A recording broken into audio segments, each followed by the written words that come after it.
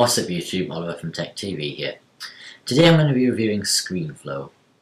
Screenflow is a very advanced Mac screen recording program and it's very useful. To start off with, just to show you some of the effects, I've imported a sample clip. It's actually my intro, and I just imported that so you can get the idea of how it works. The way Screenflow's editing interface is organised is there's 7 tabs at the top. To start off with, you have video properties, which allows you to adjust scale, for instance making it bigger or smaller. You can also adjust the position on the screen.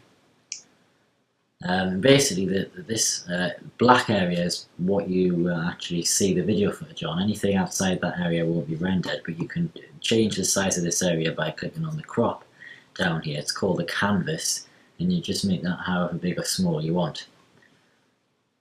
And you can either use the numbers or you can just drag it. And then you put all your video footage on top.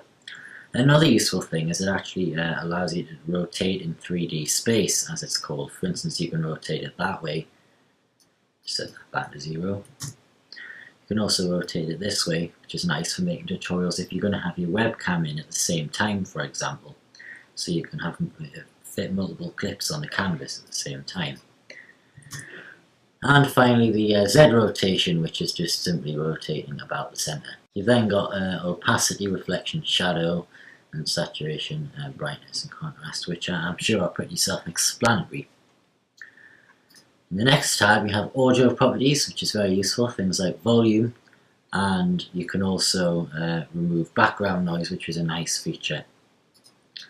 Now this next tab here, called screen recording properties, basically the way Screenflow works is some screen recording programs, it's all done pre-production, where you click on record and then you set up what you want it to record, such as cursor, if you wanted to highlight the cursor or you wanted to bring up on the screen when you press certain keys on the keyboard, and that kind of thing. Screenflow records all that in the background and then lets you choose whether you want that after you've recorded the video. And that's one of the unique things about Screenflow, it's all done in post-production. You literally just tell it that you want to record the screen, you pick the microphone you want to use, and you tell it whether you want to record from the webcam. Not even the webcam window actually shows up on the video when it's recording.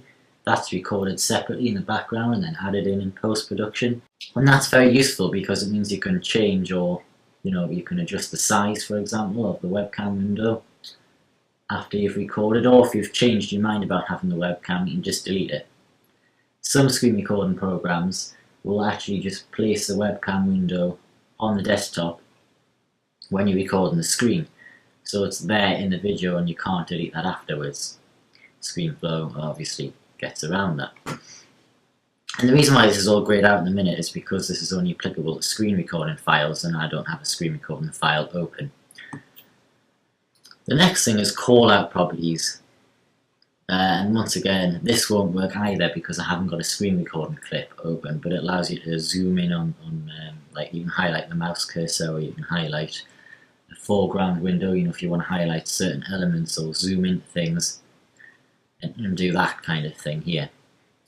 The next thing is annotation properties, and that's drawing things like arrows, lines and squares. So I can just add a clip here and you can just literally draw. You click and drag the shape, so for instance, arrow, change the colour, the thickness and that kind of thing. And this is really useful, especially because if you're making video tutorials, you might want to clearly point things out and add lots of text. And another useful thing you could do is if you used a square, you could cover up, say, an email address or a phone number that appeared in the video that you might not want people to see. You could easily cover that up using a square. The next thing is text. I'll add a text box. And basically you've got your font, choose any font that's installed, your font size, alignment, choose whether you want fill, and this is the font's fill colour, not the text box. And you can just show you can make it red if you wanted, and you can choose an outline, so I might want, you can make sure that's checked on. I might want a blue outline, for example, so I just drag it like so. and then the backdrop is the actual text box colour. You can actually adjust it however you want. I think this is set up like a gradient by the looks of it, and you can change it to either solid colour or image fill. And if you wanted, you could just make it white, and then you could drag the opacity to 0% and it wouldn't have a text box there at all, so it just appears like that. And one of the things I really like about Screenflow, while we're talking about text, is that you can really do advanced annotations, whereas in programs like iMovie you can't do that. There's preset text options like animations that you can choose from, and they're not that good, and especially if you want to add custom text or sort of arrows and callouts and things like that, you can't really do that very well in iMovie. It's quite restrictive as far as that actually goes. Whereas Screenflow is fantastic even if you were just to use it as a video editing program. Obviously it's fantastic at recording the screen, but it would be suitable as a standalone video recording program as well. And it is fantastic at doing both those jobs. And the final tab on here is the media, because you can have, which is very useful, I can add any media clips here, photos or videos that I want, and just drag those straight in and have them appear on the timeline where I want them to.